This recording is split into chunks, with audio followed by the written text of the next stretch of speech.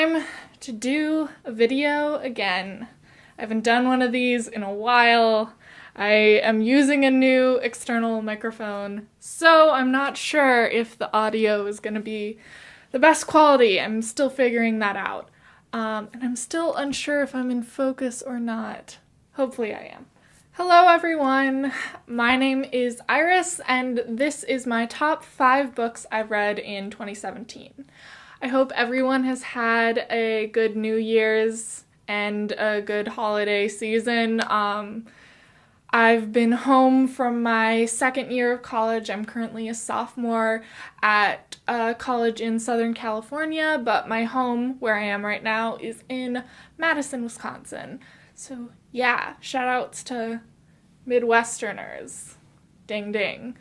So how have you all been doing? It is a wonderful new year. I have a really good outlook on 2018. I'm changing a lot about my life and how I'm living so that I can live better, and I'm working towards being a better person and more productive in the projects that I really have always wanted to do. It's just that things have stopped me from doing them, i.e. anxiety, little bit of depression sprinkled in. I read around 28 books this year, or books and novellas and poetry collections and all those things, but I read about 28 things this year, and 5, well, it seemed like a good top number. I just wanted to mention a couple of my other favorites that I read this year. So my honorable mentions are Homegoing by Yaa Gyasi, Exit West by Mohsin Hamid, which, fun fact, this is the only book that I didn't read for school that is by a male author. Kind of shows you my reading tastes. Dreadnought by April Daniels, and, A Darker Shade of Magic by V.E. Schwab. So those were some of the books that I liked that didn't make it to the list, but I wanted to mention them anyways. None of these books that I am talking about in my top 5 are in any particular order. I all gave them, I think, 5 stars, and they're just kind of the most memorable reads this year. The first book I want to talk about is Binti and Binti Home by Nnedi Okorafor. These are 2 novellas published by Tor.com. I read one of Nnedi Okorafor's novels, Zara the Wind Seeker, when I was in middle school. It's a middle grade novel, and I really enjoyed it. So when I found out that 2 of her novellas were being published in paperback, I decided to pick the first one up just because I had heard a couple of good things just from a couple different people on Twitter and stuff, so I decided to pick them up, and I really, really liked it. The story is about a girl who leaves her home and breaks tradition within her family and tribe and goes off-world to the greatest university in the universe on a full scholarship. And as she's leaving, she encounters a different alien race that is actually fighting with the humans back on Earth. And it kind of follows the story as it escalates. And you really find out a lot about her character and her family's history. It's just this really interesting dive into this one specific character's life in this beautiful universe created by Nnedi Okorafor.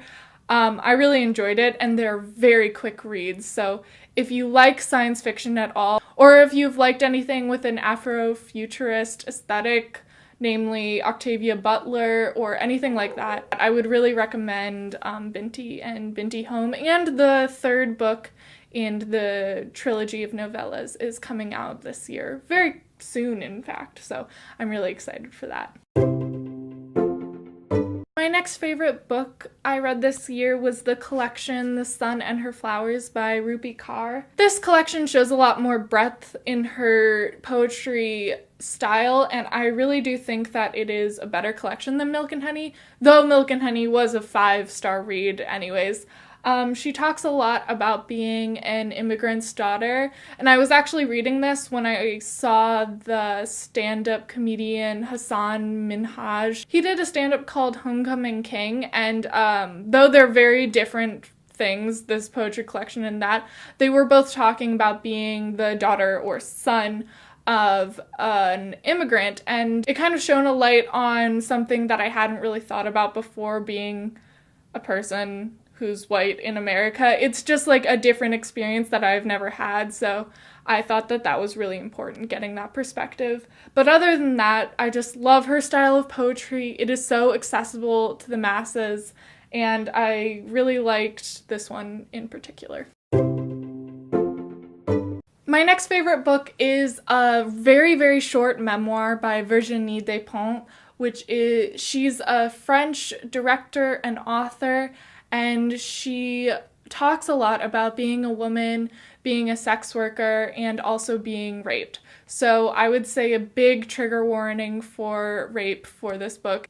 Even though I loved how she depicted her rape and how she kind of shows how she got over the rape, it is a very hard chapter to read. So if you do want to pick up the book, but you don't want to read that chapter, it's chapter 3. And the other chapters, while they might reference it, don't go in depth on it. So that's just kind of a warning for anyone who decides to pick it up. But besides that, I loved her kind of reaction to past feminism and how in her young life she didn't consider herself a feminist, but she now does, and her kind of growing as a woman and growing in French society. It is really interesting, really short, and just packs a punch. Literally, you could take any line from the book and quote it, and it would be a quotable quote. She's fantastic at writing very, very punchy lines in a very short amount of time. I loved this memoir. Oh my god, I'm so happy. I actually read it for school, but I read it again after school ended because I loved it so much. The next book I want to talk about is The Hate U Give by Angie Thomas. And this book I actually listened to on audio tape from my library. So The Hate U Give is about a young black girl who witnesses one of her friends from childhood, a black boy, man, adolescent, being shot by a policeman while he was unarmed. And the book just plays out what happens in a city and in a community and in the different facets of a community when an unarmed black man is killed. So it really is based off of the Black Lives Matter movement.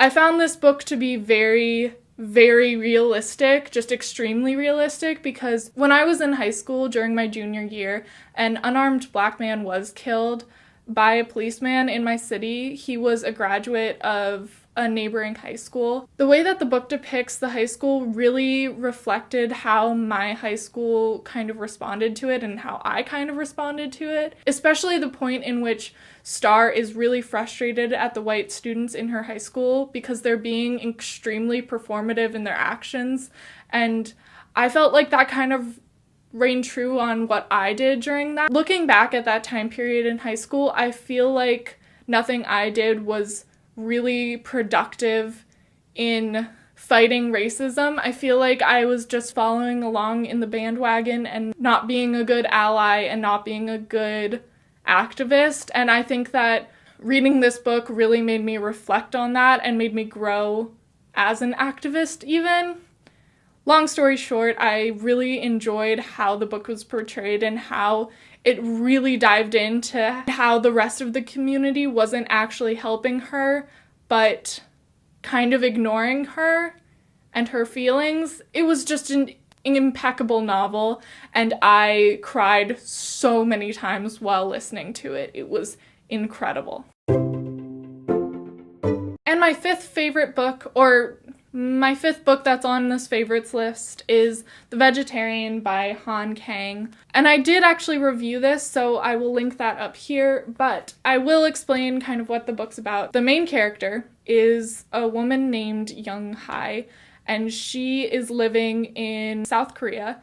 She's married to a man, and she's living a very, domestic, traditional life. So the story is told in 3 perspectives: the perspective of her husband, of her sister's husband, who's in love with her, and of her sister. And those 3 people, they all do kind of messed up things to her throughout the story, and you never really get a sympathetic eye towards her. They all don't really care about her anymore. So you really sympathize with her. It's beautiful, yet disgusting. I don't know how to describe it, but I really enjoyed it. I thought that it was perfection. And I do have to give props to the translator, Deborah Smith, who translated this from Korean to English, because Han Kang's writing style and literary sense kind of really shines through in this book. And I always think that a well-translated novel is so interesting to read because you have two people working and picking at it. So you never really know what's going to come out of it, but this one is impeccably done. I just noticed that you can see Ho on my shirt. It's actually Fox, Phox. So I'm sorry if you thought that my shirt was saying like ho ho ho or like ho. Like, I'm a hoe. Anyways, those were my 5 picks for this year. Again, I read only 28 books this year, and that includes all of the Shakespeare plays that I read for my Shakespeare class, which was like a play a week. Oh my god, that was a lot of reading. But I hope to be back. I have a lot of anxiety about filming, so it's really hard for me to film at school, which is why this channel gets like 2 videos a year when I'm back home. But if you'd like, I will try. I will really attempt to film some videos at school this year. If you have any ideas for videos, or if you want me to like do a vlog or do something else, just let me know down below. I hope you had a wonderful year. I hope you're going to have a wonderful 2018, and I will see you guys later with a new video. Bye!